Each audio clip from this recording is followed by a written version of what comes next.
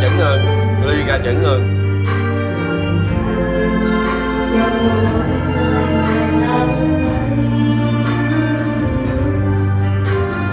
Phố bao người đón đưa dòng sông cuốn khơi gió mưa, còn anh nhớ anh quên con đò xưa.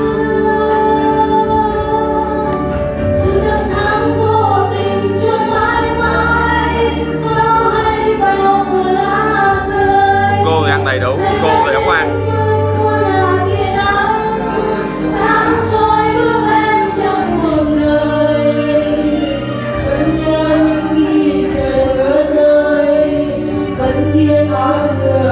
Đôi vai thầy vẫn đi buồn vui lặng lẽ, năm tháng vô tình trôi mãi mãi, nóng xanh bây giờ đã phai. Anh vẫn đứng bên sân trường năm ấy, dõi theo lúc em trong buồn trời, dẫu biết biết sao đêm nay.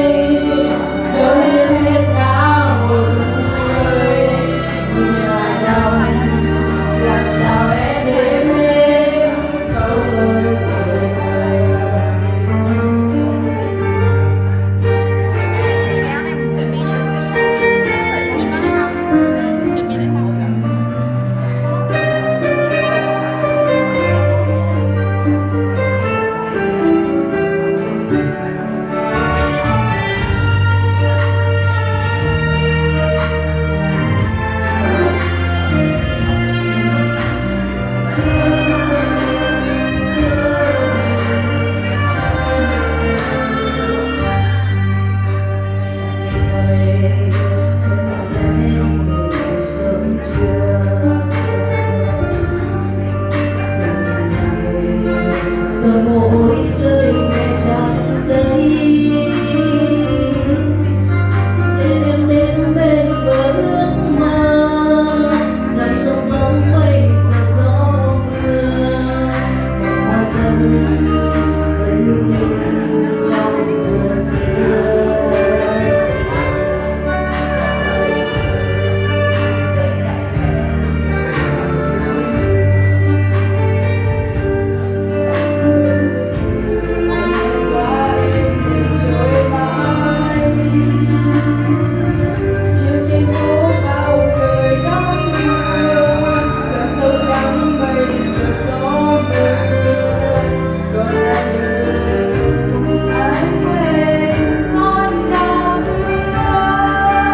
Hết pin, hết pin.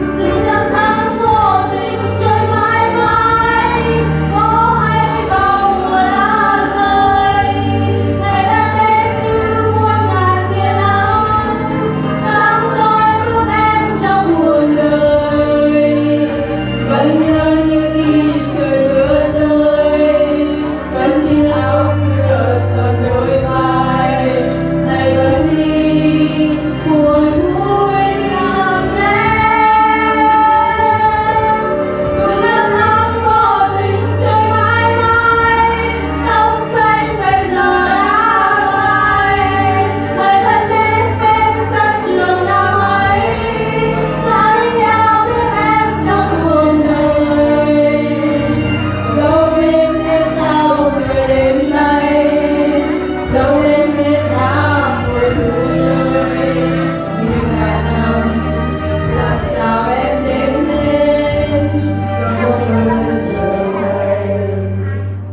Dẫu em biết sao trời đêm nay, Chưa gì vỗ tay. Lần nào đuổi cô chú vậy? Tội mày lớn lắm nào.